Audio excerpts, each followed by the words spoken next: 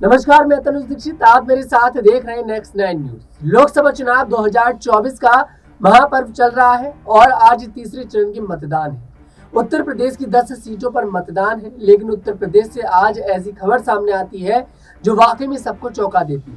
दरअसल जौनपुर सीट से बीएसपी ने जिसका टिकट काटा है, श्रीकला रेड्डी, उनके पति धनंजय सिंह ने एक तगड़ा ऐलान कर दिया है।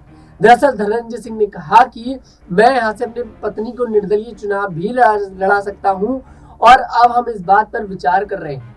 हालांकि उनसे जब पूछा गया कि क्या वो इस बात से आहत हैं, उनकी पत्नी कितनी दुखी है इस बात से कि उनका अचानक से टिकट काट दिया गया, तो उन्होंने कहा कि मेरी पत्नी बहुत ज्यादा आहत है। हालांकि मेरे साथ ऐसा पहले हो चुका है, लेकिन मेरी पत्नी के साथ ऐसा पहली बार हुआ। आइए मैं आपको सुनवाता हूँ धनंजय सिंह ने मीडिया से वार्तालाप के दौरान क्या कुछ कहा। गलत हुआ, आहत हैं हमारी पत्नी। मुझे कोई बहुत ऐसा नहीं कि बहुत आश्चर्यजनक घटना है।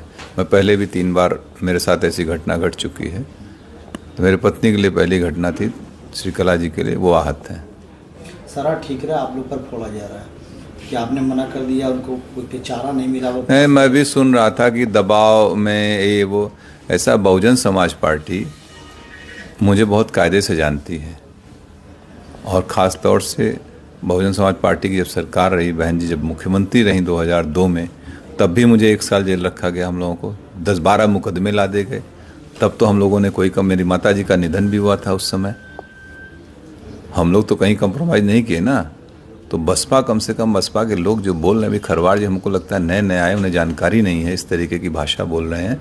ठीक है, अपने पार्टी को डिफेंड करना बहुत से और भी तरीके, लेकिन दूसरे को डिफेम मत करिए। फिर 2007 से लेकर 12 में सरकार रही, उस समय हमारी सरकार से हुए वैचारिक मतभेद रहे। आपने देखा हमारे ऊपर मुकदमे लाद के मुझे बंद किया गया इसी जौनपुर जेल में 2012 के चुनाव से पहले। ये कह दिया गया कि धनंजय सिंह ने माफ़ी मांग ली। हमने कहा ना कोई गलती किया ना कोई माफ़ी मांगे। हमारी भारतीय परंपरा, अगर शरीर भी टच हो जाता है हम लोग कहते हैं बेटा सॉरी, या कोई क्षमा मांग लेते हैं। लेकिन जब तक गलती नहीं होती तब तक कोई वो नहीं होता है। और लोकतंत्र के सब जुमले नहीं हैं। तब भी हम लोग उसको किए थे। और हमारे, आपको ख्याल होगा 2011 में मुझे जौनपुर आने से रोका गया, धारा 144 लगाई गई थी।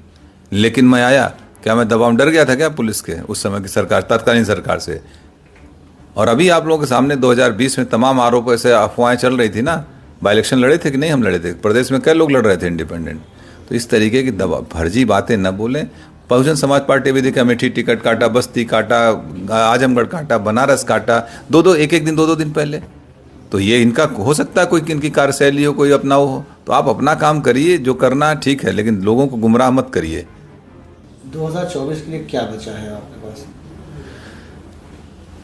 अभी निर्णय होंगे 2-3 दिन में लोगों के साथ बैठ के। जो हमारे तमाम पुराने साथी हैं, बहुत बड़े बड़े सब सहयोगी हैं, जो हमारे ब्लॉक के हैं, ब्लॉक प्रमुख, पूर्व ब्लॉक प्रमुख, बहुत से जिला पंचायत सदस्य हमारे हैं, पुराने साथी, सब लोग बैठ के एक निर्णय लेंगे। तय किया जाएगा, जो उचित होगा वही। झुकाव है किसी पार्टी की तरफ? अभी तो सुना आपने, धनंजय सिंह कह रहे हैं कि मैं बहुत ज्यादा आहत हूँ, मुझे दुख है, मेरी पत्नी को दुख है। हालांकि मेरे साथ तो देखिए इस तरह का होता आया है। मैं आपको बता दूं, धनंजय सिंह को जो है वो जेल में थे। हालांकि हाई कोर्ट से उन्हें रिहाई मिल चुकी है और वो उस समय जेल से बाहर है। ये भी आरोप लगे थे कि धनंजय सिंह जेल से बैठकर अपनी पत्नी को चुनाव लड़वा रहे हैं, उनका चुनाव प्रचार में उनका साथ दे रहे हैं जेल से बैठे बैठे। हालांकि बाद में पता चला कि इस तरह का कुछ भी नहीं था। और जिस दिन धनंजय सिंह को जौनपुर की जेल से बरेली शिफ्ट किया जा रहा था, उसी दिन उन्हें इलाहाबाद हाई कोर्ट ने रिहा कर दिया था। मतलब उनकी जो याचिका चल रही थी, उनके समर्थन में फैसला आया कोर्ट का। उसके बाद ये कयास लगाए गए कि अब वो अपनी पत्नी को खुलकर समर्थन कर सकेंगे, लेकिन बीएसपी ने यहाँ पर एंड टाइम पर खेल बदल दिया।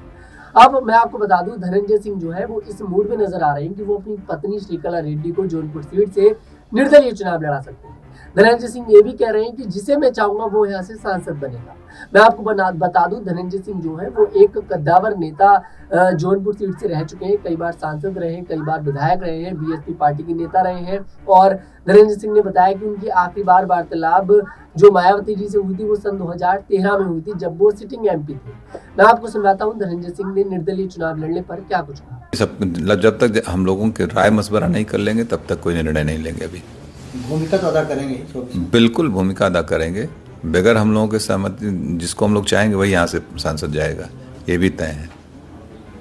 इसके अलावा क्या कोई बात हुई आपकी बहुजन समाजवादी पार्टी के शीर्ष नेतृत्व से? नहीं, किसी से कोई वार्ता नहीं है। हाँ, मैं भी सुना कि वो कह रहे थे कि बहन जी से मेरी वार्ता हुई। मेरी बहन जी से जब मैं एमपी था 2013, आखिरी वार्ता उनसे फ़ोन पे मेरी 2013 में है। आज तक उस और इस टिकट में ना मेरा कोई लेना न देना। मैं जेल में था, आप लोगों को मालूम है। पत्नी को अप्रोच करके उन लोगों ने टिकट दिया, वार्ता उनसे हुई और आरोप हमारे ऊपर लगा रहे हो। इसका मतलब कुछ पहले से ही मनगढ़ंत कहानी रही होगी ताकि मुझे टो कर दो, मुझे डिफेम करने की बात थी। कोई खेल समझ में आ रहा है क्या इसमें? कुछ तो होगा, लग रहा है कुछ डिफेम। हमको जिस तरीके से बयान दिए गए वो मुझे डिफेम करने के लिए कुछ होगी बात इन लोगों की। चारा नहीं छोड़ा गया आपके सामने, सिर्फ एक दिन रह गया था नामांकन के लिए? हाँ बिल्कुल, अगर चूंकि हमने इस पर किया था नामांकन, इंडिपेंडेंट के लिए आपको 10 प्रस्तावक चाहिए होते हैं। आज हमारे पर्चे खारिज हो जाएंगे। खैर, मैं एक बात और बता दूं, अगर मैं चुनाव लड़ रहा होता तो मैं जरूर एक इंडिपेंडेंट नॉमिनेशन भी करके रखता, या मैं इंडिपेंडेंट रहता ही, मुझे नहीं जाना पड़ता कहीं और हम लोग चुनाव लड़ते। भविष्य में क्या कोई तालमेल बैठेगा बसपा से? मुझे नहीं, मेरा तो नहीं लगता है कभी। राजनीति संभावना को है, लेकिन मुझे नहीं लगता, क्योंकि इतनी बार धोखा खाने के बाद फिर कहाँ आदमी वो करता है। अब किसे समर्थन कर सकते हैं आप? ये भविष्य का सवाल है। मैंने अभी कहा कि अभी हम अपने सारे लोगों के साथ बैठेंगे, जिम्मेदार साथियों का, यही नहीं पूरे जौनपुर, पूरे दोनों हमारी लोकसभा, सभी जनपद के सभी लोगों के साथ हम लोग बैठेंगे। जनपद में कम से कम हम लोगों के 2, 2.5, 3, 4 लाख लोग अपने हैं, जहां हम लोग चाहेंगे वहां मत करेंगे। ये सबसे मिलके बैठ के बात। ये अब आपको धोखेबाज बता रहे हैं कि उन्होंने एक दिन पहले ही कहा कि अब आप हमारी पत्नी चुनाव नहीं लड़ेंगी, इस तरीके का बयान आपने उनको? इसका जवाब दे दिए यार। अब कौन कह रहा है? कितने बड़े लोग हैं, कोई बचा है बसपा में? क्यों ऐसी बात कर रहे हैं कि एक अकेली सीट जौनपुर की थी जिसको लेकर बसपा चर्चा में आ गई। 5 जगह और टिकट काटे, कोई चर्चा है? इतने माइक लगा कोई पूछने गया कहीं? खाली जौनपुर की वजह से ना, जौनपुर की वजह से चर्चा में, धनंजय सिंह की वजह से बसपा चर्चा में, बसपा की वजह से धनंजय सिंह चर्चा में नहीं है।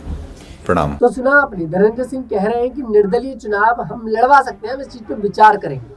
और अगर निर्दलीय चुनाव नहीं भी लड़वाते हैं तो किसी समर्थन देना है, उस पर भी विचार किया जाएगा। पार्टी के जो बड़े मतलब उनके जो साथ के नेता हैं जौनपुर के, और जो भी आसपास की जो उनके विधानसभा वाले लगते हैं, उसके जो एरिया के लोग हैं, जो जिनके साथ कुछ वोट साथ में चलते हैं, उन लोगों के साथ बातचीत करेंगे।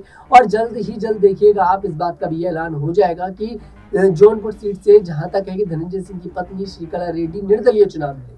उनसे एक पत्रकार ने पूछा कि आपको क्या लगता है कि कोई खेल हुआ है? तो इस बात पर भी वो कहते हैं कि हाँ, ऐसा तो लग रहा है कि खेल हुआ है, पर ये बात अभी समझ में नहीं आ रही कि एंड टाइम पर आखिर ऐसा क्या हुआ। खैर, आपकी इस पर क्या प्रतिक्रिया है कमेंट बॉक्स में जरूर बताएं। धनंजय सिंह की पत्नी का अचानक से बीएसपी ने जो टिकट काटा है वो वाकई में सबको चौंकाने वाला है, क्योंकि बीएसपी पार्टी खुद धनंजय सिंह की पत्नी श्रीकला रेड्डी के पास जाती है, उन्हें चुनाव में उतारती है और एंड टाइम पर आकर उनका टिकट काटती है। खैर, आपको इस पर क्या लगता है कमेंट सेक्शन में अपनी प्रतिक्रिया जरूर दें। अगर आपको हमारा वीडियो पसंद आया, हमारे वीडियो को लाइक करें, शेयर करें और हमारे चैनल को जरूर सब्सक्राइब करें।